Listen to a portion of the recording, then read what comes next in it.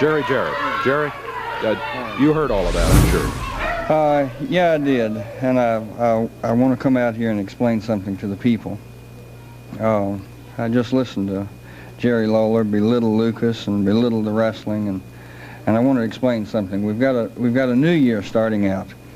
Buddy and I have been in negotiations with Jerry Lawler for 2 months now for a 1980 contract.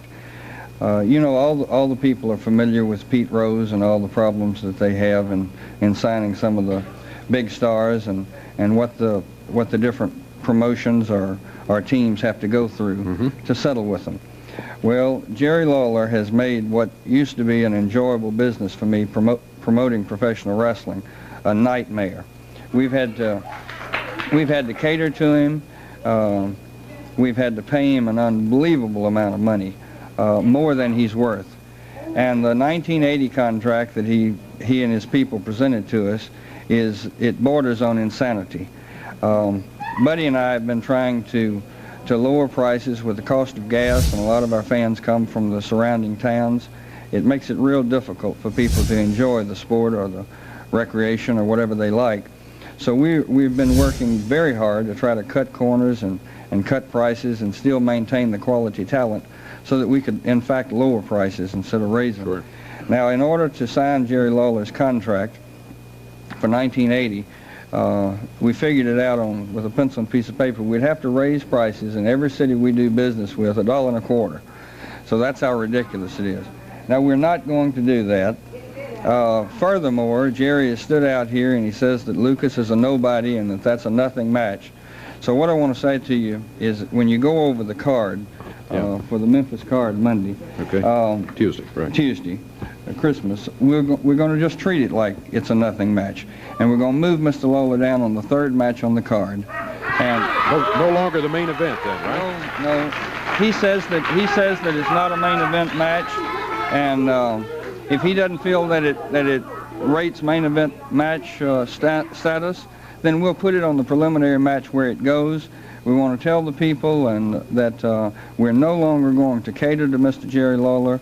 As a matter of fact, Christmas may be his last match. Christmas may be his last match because, well, I'll tell him personally. Jerry, I'll tell you. Wait a minute. No, you wait a minute.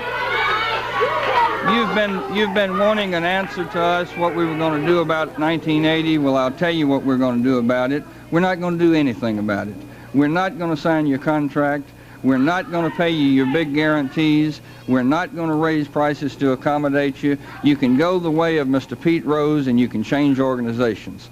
And as for Christmas Day, the match is a nothing, you say, with Ken Lucas, so we'll treat it as such, and we'll put you down on the preliminary match where you belong. Are you through? Yeah. Are you through? Give him a big hand there. That was quite a little performance, wasn't it? But let me just say this, Jerry, really, in all sincerity.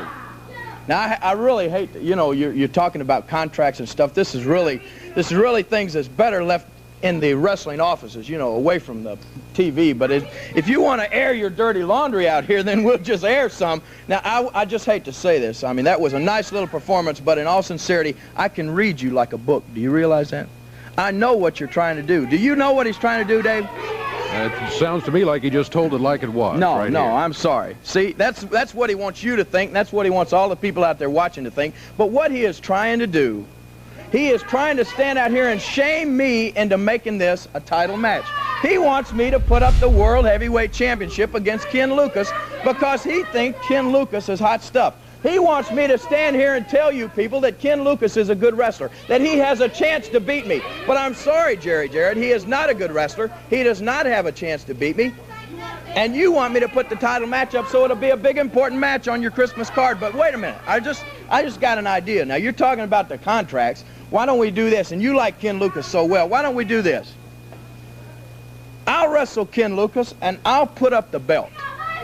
But let's have you put up something, too, because you believe in him. I believe in myself enough to put up the belt. Why don't we say this? If Ken Lucas beats me, then he's got the belt. you've got yourself a new world champion, and I'll sign the old, and you talk about ridiculous, 1979 contract, Mr. Moneybags. I'll sign it. That's right, where I have to run up and down the highways with, look, you know, I'll sign it and be penniless all next year. I'll do that. But let's say this, if I beat Mr. Ken Lucas, then you sign my 1980 contract. What about that, huh? Hey, that's fair enough. That's fair enough, ain't it, Michael? I've been very tolerant letting you talk because I feel like that it's your last time to run your mouth on Memphis TV.